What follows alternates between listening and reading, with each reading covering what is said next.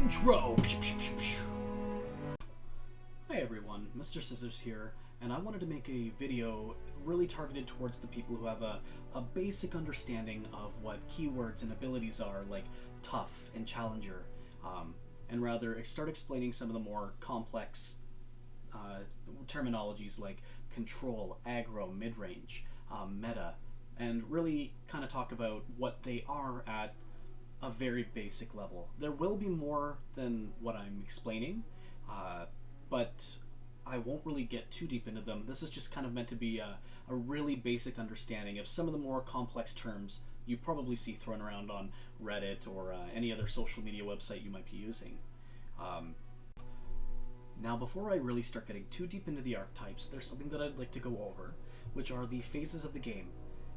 In Legends of Runterras and any card game, we have an early game, a middle game, and a late game. These archetypes generally focus on one part or one point of the game and try to win in that time frame.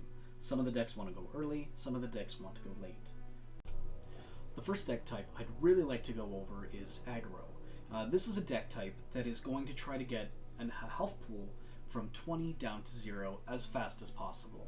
So what they're doing in principle is they're sacrificing a middle and late game for an explosive opening. What they'll be doing is playing a lot of really cheap creatures that do a ton of damage and also a lot of spells. You might hear something called burn. This is very similar to the word aggro, but it's more used in reference to spells.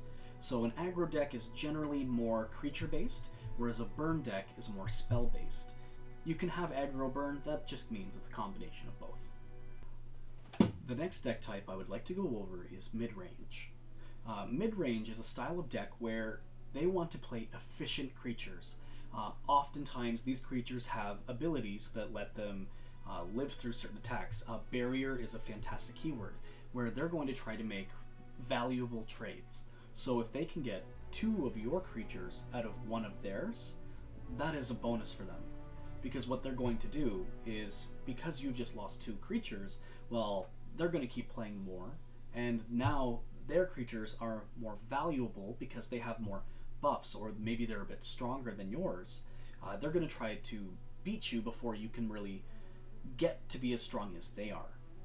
Actually, some of my favorite matches are watching 2 mid-range decks plays because they're kind of like watching chess. It's one of my favorites. The next deck type I would like to talk about is Control. Control will sacrifice an early game and a little bit of their middle game to try to dominate the late game. So their main objective is to not die. If they can just stay alive until turn 10, turn 11, they can breathe, they can say, okay, my spells now cost a lot more, and they're going to do a lot more damage to you than, you know, that aggro player who still has a 2-cost creature in play. Man, I got a huge spell, just ruination and just bye-bye spiders. And that's their goal. They want to get to late game so they can just kind of laugh and say, hey, I control the game now. The last deck type that I'm going to go over is Combo. Combo you have to be careful with because there is Combo as a deck and Combo as more of a strategy. A combo strategy would be 2 cards that work really well together. Like Yasuo and any stun card, you know, they combo off of each other to work together well to create a positive result. But real combo decks would be things like Maokai and Pilfered Goods, where you try to obliterate your opponent's deck and then draw the rest of the cards in their deck in 1 turn.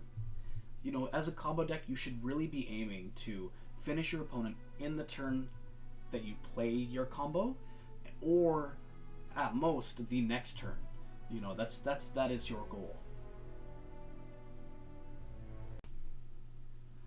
Now that we have the deck types out of the way, I'd really like to get started on what a meta is. Well, a meta is an objective analysis of the most frequently played decks compared to their win rates. So decks that are played more than win more are considered meta decks, or tier 1. Tiers ranking often from 1 through 4, 1 being the highest, 4 being the lowest. So the more often you see a deck that wins is higher in the tier list, but the more often you see a deck that maybe loses more, or maybe a more uncommon deck that just might perform well, but isn't played enough, is often put in maybe tiers 2, 3, and even 4. But for certain, tier 1 decks are the most played and most won decks. So to give you a couple examples of meta, I've pulled up a couple of websites you can use to kind of look at what decks are really strong, what decks you can build if you want to, especially if you're new and you're like, okay, I kind of like playing control, or I like the sound of mid-range. This will give you a good idea of what cards are valuable in these decks. So Decks of Runeterra, Mobalytics is fine. Actually, if you're a Hearthstone player, Tempo Storm is around and it's pretty nice. Now, this brings me to my next point, net decking. Net decking. Net decking is taking a deck directly from the internet and playing it. In the beginning, you're probably going to be recommended 9 times out of 10 to play Champless Burn. That's totally cool. It is a very cheap deck.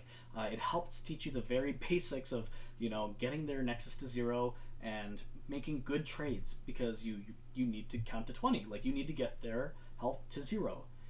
But at the same time, it also helps you win, so you can kind of get more shards, more wild cards to unlock more cards of maybe something that you might want to play.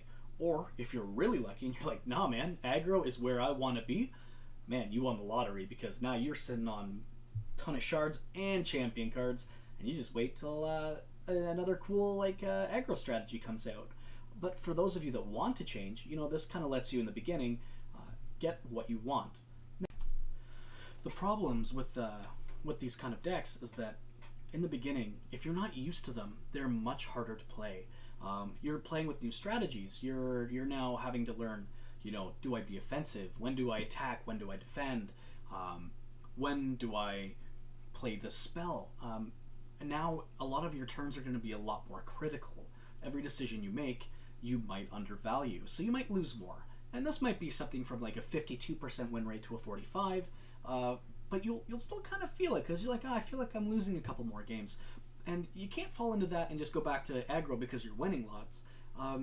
Don't do that. You want to get comfortable with a deck. And if you find yourself losing to a deck over and over, you have to decide, is this just a hard counter to you? Or do you throw in some tech cards to throw off any unsuspecting players? Maybe you're a mid-range deck and you find a way to sneak in that whale card that does 1 damage to all creatures and heals you. It's you get to play a bit with your deck. You get to be the one who decides how can you change that. Now let's say you're a deck builder. There's something that happens here where when we make a deck, we can get very frustrated if it's not performing as well as we want it to. This is something we've made, that we've put our heart and soul into, so when we lose, it doesn't feel like we're just losing a card game. It kind of feels like a little chunk of us is getting hit, and that doesn't feel too good. But you really have to be able to isolate that and kind of step outside of your body for a second and say, okay, is this deck good? Is it doing what I want it to do? Is its win condition viable? Am I trying to cover too many grounds? Am I trying to win early, mid, and late? And, maybe you've won a couple games, but, you might learn that you're losing more and more often, that, perhaps you've kind of spread yourself too thin and you just don't have enough focus in one direction. And this is something you'll learn over time. And again, I really advise you looking at a lot of top tier decks so you can kind of get an understanding of what is good. So when you throw it in yours, it can really perform or get you to the win that you want. Now, I don't want to get in your head that meta good, not meta bad, because meta is objectively good. That is true. These are decks that we have seen perform well very often. But not meta, you have some of your own advantages. You get to play your opponent with this element of surprise that cards they might not be expecting. There was a burn deck recently that they only had Heimerdinger and I can't remember the other champion in their deck, making them look like a more control deck, when in reality they just played one of each champion and were still a burn deck to bait their opponents into throwing away their early damage for a stronger middle and late game, to kind of play around that pseudo control. But really they were just gonna go face and win early, and it's kind of genius sometimes. Now, before I get off the topic of meta, I just want to go over why you would want to play a meta deck. You know, I've actually put this in my post here, that you should follow the meta if you like well-performing decks.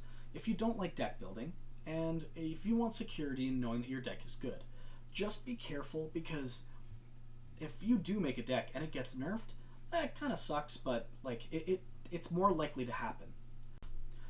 However, don't follow the meta if you really like making your own decks, and if you don't mind losing quite a bit, and if you like playing with something you made. If you are making your own deck, yeah, you're probably going to lose, and you're probably going to lose quite a bit. But what'll happen is, you know, it'll help you kind of see your weaknesses and how you can get better, and get better as both a deck builder and a player. Because the more you play with your deck, the better you're going to be with it. Going a bit deeper into deck building, you have to make sure you know what your deck is trying to do. I kind of touched on it earlier that you don't want to spread yourself too thin. If you are an aggro deck, you want to make sure that your opening is as devastating as you can make it. If you're a mid-range deck, you know, you want to make sure that you are getting your turn 1 play, your turn 2 play, your turn 3 play, your turn 4 play. You want to make sure you're optimizing like every single mana you spend. And if you're control, you want to make sure you don't die in the first 7 turns. And if you are playing in one of these categories and you're losing to that, you know, you have to be able to identify your problems, your mistakes. That's on you as a deck builder, and that's something you have to understand. And finally, the last topic I'd really like to get into is mentality. I think this is something we all kind of overlook, because it's very easy to just jump into another game and get tilted off our face again because of the Braum emotes. Well, just some advice. What I like to do is when I hop into a game and I see someone Braum emote, I'll emote in kind. And if they start spamming, I just immediately mute. You know, some of your opponents will do whatever they can to get a win. They will Braum emote you, they will rope you, a term used to delay the turn as long as possible in hopes that you'll just surrender out of frustration. People will do anything because, you know, they might have more time than you do. People like to win.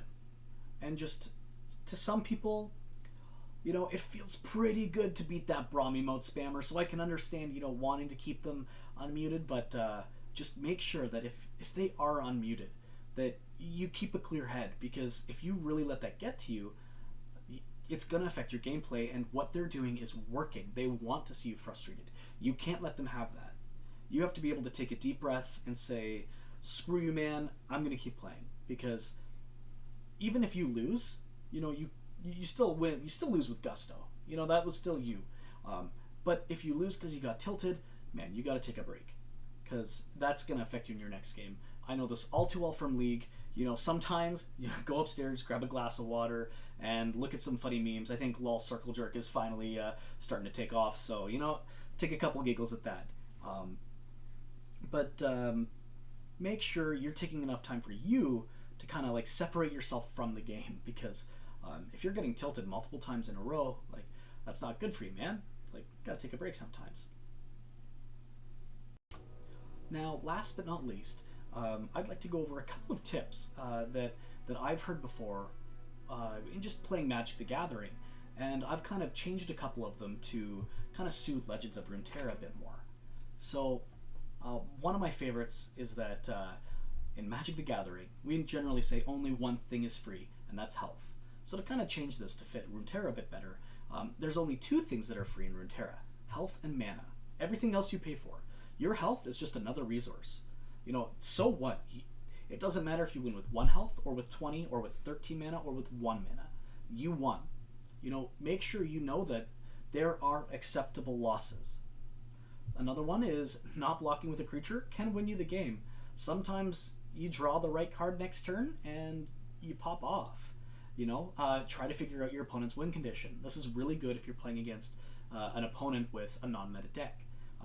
You know, something that you kind of see like, okay, they're playing a lot of weird creatures here. Like, I'll make sure to stop whatever the big thing coming out is.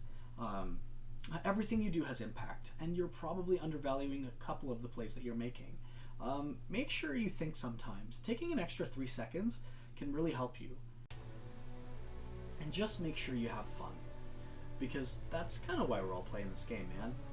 Like, just go out there, have a blast, and who knows, maybe that one game you'll go against an emoter guy that's just like all laughs, and you know, really have fun with it, and make the game yours.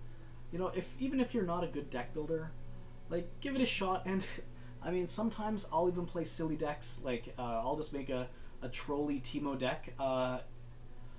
Please don't hate me. But you know, just for fun. And if I start losing, that's okay. I didn't expect to win anyway.